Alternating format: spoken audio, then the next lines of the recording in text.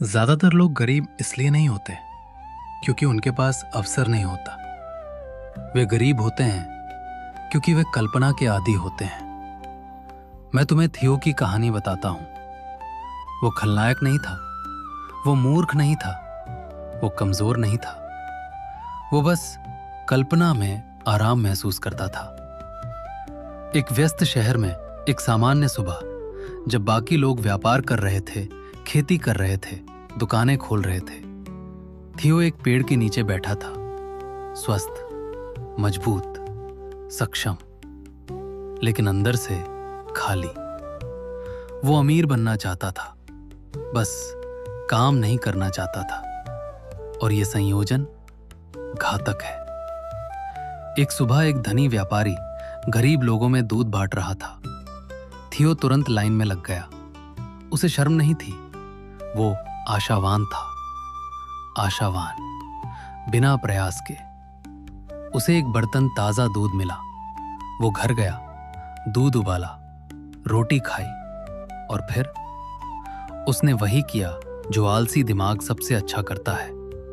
वो लेट गया और उसने सपने देखना शुरू किया। दूध पनीर बनेगा, मैं बेचूंगा। एक मुर्गी खरीदूंगा, मुर्गी अंडे देगी, अंडों से चूजे निकलेंगे, चूजों से फार्म बनेगा, फार्म से दौलत बनेगी, दौलत से गहने बनेंगे, गहने राजा तक पहुंचेंगे, राजा मुझे और अमीर बनाएगा। मैं शादी करूंगा, एक बेटा होगा, और अगर वो आलसी निकला, मैं उसे सजा दूंगा। क्या तुम विडंबना देख रहे हो? एक आदमी जिसने कभी मेहनत नहीं की, वो पहले से योजना बना रहा है कि वो किसी और को अनुशासन सिखाएगा। ये है अहंकार बिना प्रयास के। ये है भ्रम बिना अनुशासन के। मनोविज्ञान का पाठ। तुम्हारा दिमाग कम मेहनत वाले डोपामिन को पसंद करता है। सफलता की कल्पना करना तुम्हें एक छोटा भावनात्मक इनाम देता है, बिना कुछ किए। ये उत्पादक जैसा महसूस होता है, लेकिन होता नहीं है। कल्पना सस्ती है, कार्य महंगा है, और मानव मस्तिष्क हमेशा सस्ता सुख चुनता है। थियो का दिमाग दौड़ रहा था। उसका भविष्य वास्तविक लग रहा था। उसकी सफलता तय लग रही थी। वो भावुक हो गया। उसने एक डंडा उठाया और हवा में घुमा दिया। धड़ाम, बर्तन गिर गया, दूध फैल गया, वास्तविकता प्रवेश कर गई। वो पल जहां ज्यादातर लोग जागते हैं। लेकिन थियो, उसने दूध साफ किया और फिर से सपने देखने लगा। यही असली त्रासदी है, गिरा हुआ दूध नहीं, बदलने से इनकार। अगली सुबह वो फिर गांव गया, उम्मीद में कि कोई फिर कुछ बांट रहा होगा। कुछ नहीं बदला। क्यों?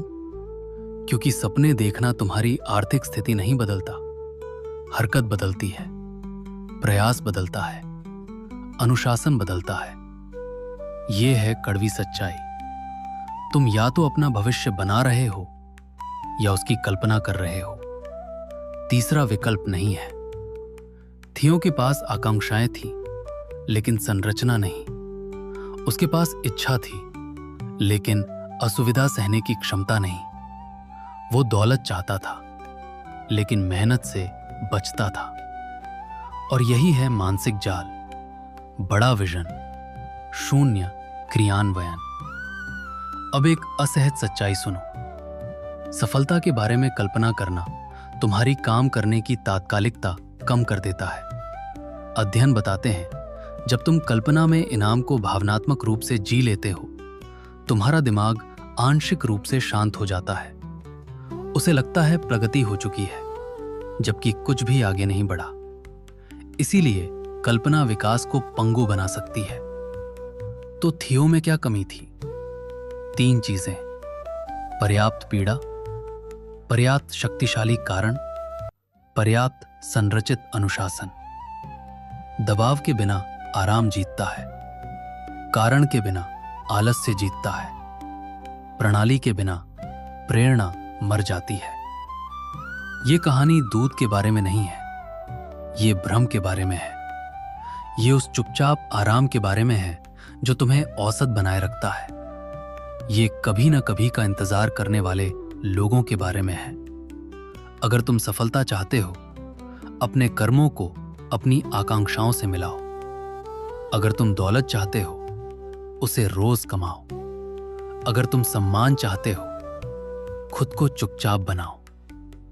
अगर तुम बदलाव चाहते हो, भविष्य की तालियों की कल्पना बंद करो और वर्तमान की असुविधा सहना शुरू करो। क्योंकि अंतिम सच्चाई ये है, गिरा हुआ दूध दुख देता है, लेकिन बर्बाद साल ज्यादा दुख देते हैं। और सबसे बड़ी बात, उनकी आवाज भी नहीं आती, वे बस गायब हो जाते हैं।